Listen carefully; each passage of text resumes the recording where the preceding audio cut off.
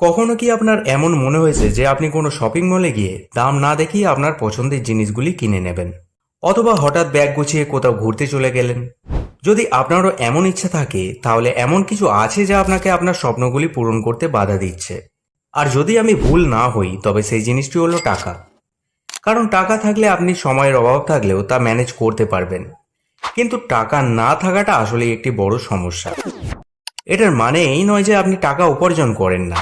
অবশ্যই প্রতি মাসে আপনি আপনার বেতন পান, কিন্তু গাড়ির ইএমআই, হোম লোন, গ্যাস এবং ইলেকট্রিক বিলের খরচ, উপরন্তু যদি আপনি বিবাহিত এবং আপনার সন্তান থেকে থাকে তাহলে তাতে শপিং করানো, ডিনার বা লাঞ্চে নিয়ে যাওয়ার জন্য খরচাটাও হয় বেশ। এত খরচের পরেও হঠাৎ করে কোথাও ঘুরতে যাওয়াটা অনেকটাই স্বপ্নের মতো। এর কারণ আপনি একজন মধ্যবিত্ত মানুষ। আপনি কোনো টাটা বা বিড়লা পরিবারে জন্মগ্রহণ করেননি যেখানে একটি ইশারাতেই সবকিছু পেয়ে যাবেন। তাহলে এখন কি করবেন? এমন অবস্থায় আপনার সামনে দুটি বিকল্প রয়েছে, যার প্রথমটি 99% মধ্যবিত্ত মানুষ মেনে চলেন।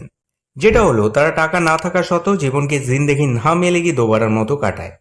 এবং দ্বিতীয় বিকল্পটি হলো আপনি সম্পূর্ণ কৃপণ হয়ে উঠবেন এবং প্রতিটি টাকা খুব ভাবনা চিন্তা করে ব্যয় করবেন। হ্যাঁ, এমনটা করলে অবশ্য আপনাকে আপনার ইচ্ছাগুলিকে মেরে ফেলতে হবে। বেশিরভাগ মধ্যবিত্ত মানুষ এই দুটি বিকল্পের মধ্যে যে কোনো একটিকেই বেছে নেয়।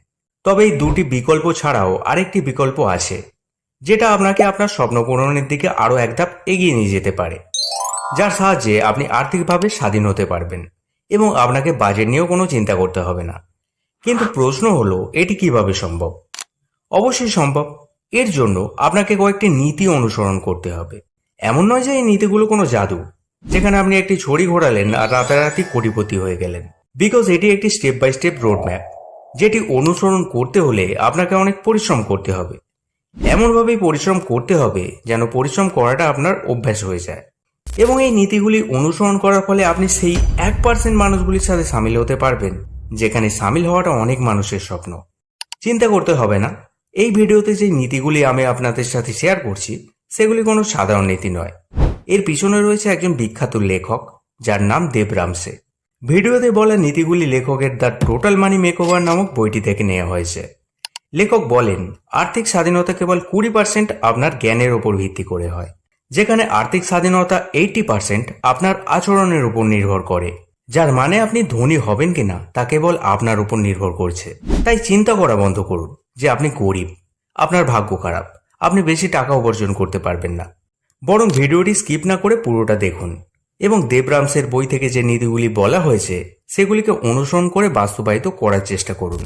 কারণ একমাত্র এভাবেই আপনি আপনার আর্থিক সমস্যাগুলি থেকে স্বাধীন হতে পারবেন। তাহলে চলুন ভিডিওটি শুরু করা যাক। হয়তো এই গল্পটি আপনি আগেও শুনেছেন।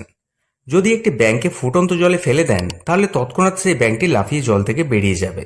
কিন্তু যদি আপনি সেই ব্যাঙটিকে স্বাভাবিক জলে রাখেন তাহলে সেই ব্যাঙটি সেখানে সাঁতার কাটবে। এখন আপনি সেই জল যদি ধীরে ধীরে গরমও করতে থাকেন তাহলে ব্যাঙটি সেই পাত্র থেকে বেরিয়ে আসবে না, কারণ ব্যাঙটি মনে করে সেই টেম্পারেচার সহ্য করে নিতে পারবে। এক সময় ওই জলটা যখন অনেক গরম হয়ে যাবে তখন কষ্ট হওয়ার সত্ত্বেও ব্যাঙটির আর লাফানোর ক্ষমতা থাকবে না এবং অবশেষে ওই ফুটন্ত জলেই সে মারা যাবে। মানুষের ক্ষেত্রেও ঠিক একই সমস্যা। তারা আর্থিক কষ্টের মধ্যে থেকেও নিজেকে মানিয়ে নেয় এবং সেই পরিস্থিতি থেকে তারা বেরিয়ে আসার চেষ্টাও করে না। তারা মনে করে তারা সুস্থ সবল আছে এবং তাদের জীবন ঠিকঠাকই চলছে, কিন্তু তারা এটা ভাবেন না প্রতিদিন যে অস্বাস্থ্যকর খাবার তারা খাচ্ছে এবং ব্যায়ামকে এড়িয়ে চলছে, যেগুলি তাদের স্বাস্থ্যের কতটা ক্ষতি করছে। মানুষ ঠিক একইভাবে তাদের আর্থিক পরিস্থিতির সাথেও সেই একই আচরণ করে। বেতন পাওয়ার সাথে সাথেই তারা খোলা মনে টাকাগুলি খরচা করতে থাকে, যেখানে তাদের আয় দিয়ে তাদের খরচ মেটানো কখনোই সম্ভব নয়। এর মধ্যে আবার কিছু ছোট ছোট ইচ্ছাও থাকে, যেগুলি পূরণ করার জন্য তারা লোন নেয় এবং দেনার ফাঁদে পড়ে যায়। যখন তাদের মাসিক আয়ের একটি বড় অংশ লোনের কিস্তি দিতে চলে যায় তখন তারা অনুভব করে যে তাদের আর্থিক পরিস্থিতিতে কিছু গড়বড় আছে, কিন্তু তারা নিজেদের ভুল কখনোই স্বীকার করে না, কেবল প্রিটেন্ড করে চলতে থাকে। একই জিনিস তারা তাদের অর্থের ব্যাপারেও ভাবে। তারা চায় দ্রুত ধনী হয়ে উঠতে, কিন্তু প্রতিটি জিনিসের পেছনে সময় এবং পরিশ্রম দুটোরই প্রয়োজন।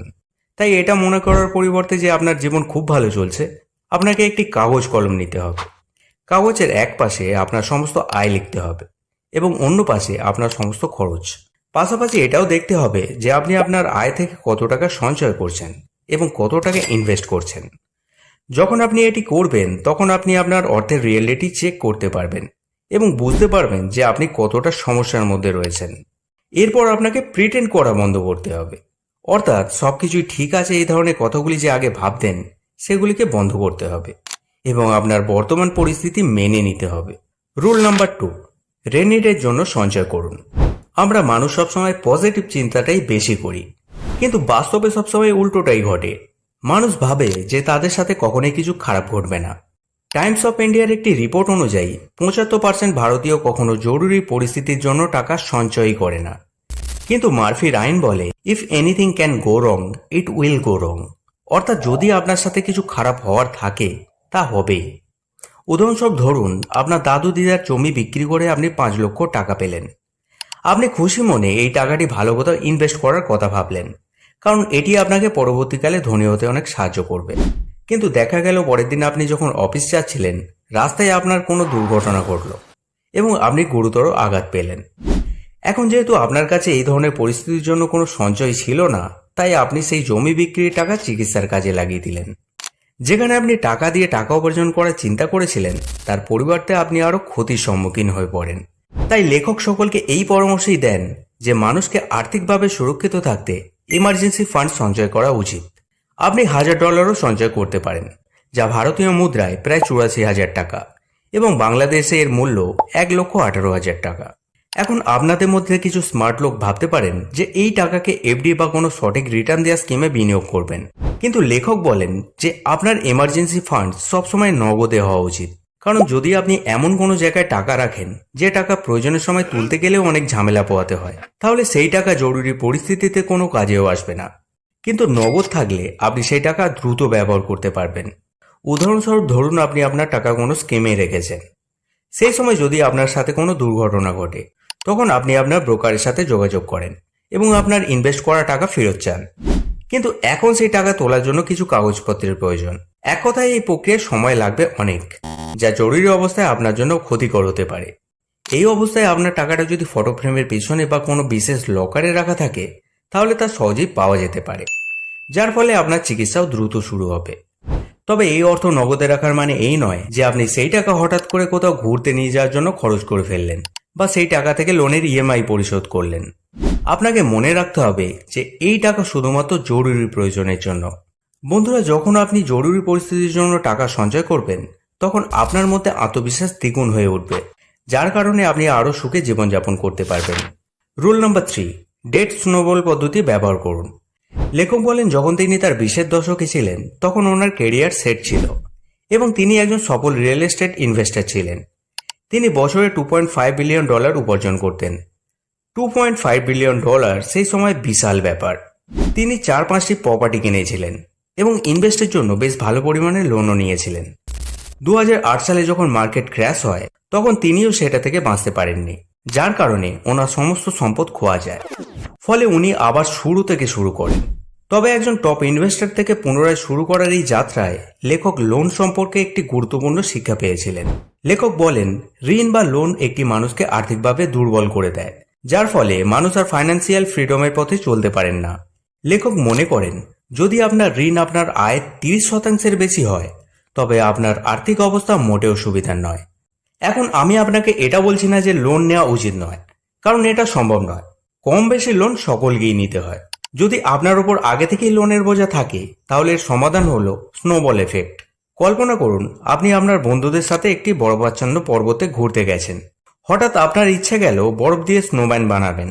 আপনি ছোট্ট একটি বরফের বল বানিয়ে সেটি বরফের উপর ঘোরাতে লাগলেন, যার ফলে ওই ছোট্ট বরফের বলটি সাইজ বাড়তে শুরু করলো।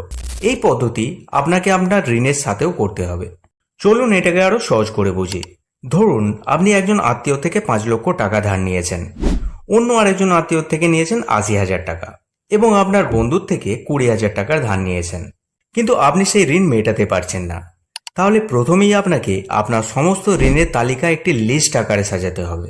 উদাহরণ 20,000, 80,000, 5 লাখ এইভাবে করতে হবে। যেহেতু এখন 20,000 সব থেকে ছোট, তাই আপনাকে প্রথমেই এটি পরিশোধ করে দিতে হবে, তারপর 80,000 এবং এরপর 5 লাখ। এভাবেই ছোট থেকে বড় পর্যন্ত একটি স্নোবল এফেক্ট তৈরি করতে হবে। আপনি সহজেই আপনার সমস্ত ঋণ পরিশোধ করতে পারবেন। যদি আপনার আয় পরিমাণটা এতটাই কম যে আপনি ঋণ পরিশোধ করতে পারছেন না, তাহলে আপনাকে পার্ট টাইম কোনো জব করতে হবে, সেটা যে কোনো ধরনের কাজই হোক না কেন। কারণ আর্থিক স্বাধীনতার পথে চলতে হলে আগে আপনাকে আপনার ঋণ সম্পূর্ণভাবে পরিশোধ করতেই হবে। Rule number 4, safety net fund. লেখক আরও বলেন, যখন আপনি আপনার ঋণ থেকে মুক্তি পাবেন এবং কারো কাছে ইএমআই পরিশোধ করার কোনো চিন্তাই থাকবে না, তখন আপনাকে একটি সেফটি নেট ফান্ড তৈরি করতে হবে। এখন আপনি ভাবতে পারেন যে আমরা তো আগেই এমার্জেন্সি ফান্ড সঞ্চয় করেছি, তাহলে আবার এই সেফটি নেট ফান্ড কিসের? সেফটি নেট ফান্ড হলো এক ধরনের এমার্জেন্সি ফান্ড। ধরুন আপনার চাকরি খুব ভালো চলছে, কিন্তু হঠাৎ আপনার বস আপনাকে ডেকে বললেন, এই যে মিস্টার, আপনাকে আর চাকরিতে আসার দরকার নেই। অর্থাৎ কোনো একটি কারণে আপনার চাকরিটি খোয়া গেল। তখন আপনি কি করবেন? এর কোনো উত্তর আছে কি? আপনার কাছে টাকা না থাকলে আপনি রাস্তায় চলে আসবেন, কারণ দৈনন্দিন জীবনে খরচ চালানোর জন্য আপনার কাছে কোনো টাকা থাকবে না। এই সময়েই আপনার সেফটি নেট ফান্ড কাজে আসবে। সেফটি নেট ফান্ড তৈরি করা খুবই সহজ। আপনাকে শুধু আপনার আয়ের 3 গুণ টাকা সঞ্চয় করতে হবে। যেমন ধরুন আপনার মাসিক আয় যদি 20,000 টাকা হয়, তাহলে আপনাকে তার 3 গুণ অর্থাৎ 60,000 টাকা সঞ্চয় করতে হবে, যাতে যদি কখনো আপনাকে চাকরি থেকে বের করে দেওয়াও হয়, আপনি সেই সেফটি নেট ফান্ডের সাহায্যে 3 মাস পর্যন্ত আপনার খরচ চালাতে পারবেন। যতক্ষণ না আপনি একটি ভালো চাকরি পাচ্ছেন, আপনার গচ্ছিত এই সেফটি নেট ফান্ড থেকে আপনি আপনার খরচ চালাতে পারেন। বন্ধুরা, মানুষের জীবন বড়ই অনিশ্চিত, কখন কি হবে কিছুই বলা যায় না। তবে আগে থেকে নিজেকে প্রস্তুত রাখাটাই বুদ্ধিমানের কাজ। একমাত্র এভাবেই আপনি আর্থিক স্বাধীনতার দিক থেকে এগিয়ে যেতে পারবেন। লেখক বলেন, আপনাকে আপনার ইনকামের অন্তত 15% সঞ্চয় করা উচিত। যদি আপনি আপনার টাকা ইনভেস্ট না করেন, তাহলে কখনোই ধনী হতে পারবেন না। এখানে সংক্ষেপে আপনাদের একটি গল্প শোনায়। স্কুলে শোনা আপনার সেই গল্পটি মনে আছে কি? যেখানে 3 বন্ধু একটি সমুদ্র উপকূলবর্তী এলাকায় বসবাস করতে যায়। তাদের প্রথম বন্ধুটি ছিল অত্যন্ত অলস। পরিশ্রম এড়াতে সে খড় এবং লতাপাতা দিয়ে একদিনের মধ্যেই একটি ঘর বানিয়ে ফেলে। দ্বিতীয় বন্ধুটি একটি বুদ্ধি খাটিয়ে কাঠের বাড়ি বানিয়েছিল, যেটা বানাতে তার 1 সপ্তাহ সময় লাগে। কিন্তু তৃতীয় বন্ধুটি ছিল অনেক চালাক। সে অনেক গভীরে ভাবে এবং ইট, বালি, সিমেন্ট দিয়ে সে একটি মজবুত বাড়ি বানায়, যেটা বানাতে তার 2-3 মাস সময় লেগে যায়। একদিন হঠাৎ করে ঝড় আসে, যার ফলে প্রথম বন্ধুটির বাড়ি মুহূর্তের মধ্যেই উড়ে যায়। দ্বিতীয় বন্ধুটির বাড়ির ছাদ উড়ে যায়, কারণ সে কাঠের বাড়ি বানিয়েছিল। কিন্তু তৃতীয় বন্ধুর বাড়ির কিছুই হয় না। বন্ধুরা, দ্য টোটাল মানি মেকওভার এই বইটির মাধ্যমে লেখক দেব রামসে আমাদের এটাই বোঝাতে চান যে আর্থিক স্বাধীনতা সহজে আসে না। এটা কোনো ম্যাজিক নয় যে একদিনে ঘটে যাবে। এর জন্য পরিশ্রম, পরিকল্পনা এবং ধৈর্যের প্রয়োজন। এটি একটি দীর্ঘ প্রক্রিয়া, যেখানে আপনাকে প্রতিটি পদক্ষেপে মনোযোগ এবং দৃঢ়তা বজায় রাখতে হবে। আপনারা এই বই থেকে যে শিক্ষাগুলি পেলেন, সেটা অবশ্যই মাথায় রাখুন এবং আপনার আর্থিক ভবিষ্যৎকে সুরক্ষিত করুন। ভিডিওটি ভালো লাগলে লাইক করুন। এই ধরনের মূল্যবান জ্ঞানের জন্য চ্যানেলটি সাবস্ক্রাইব করে নিন। ভিডিওটি সম্পূর্ণ দেখার জন্য ধন্যবাদ। দেখা হচ্ছে পরবর্তী ভিডিওতে।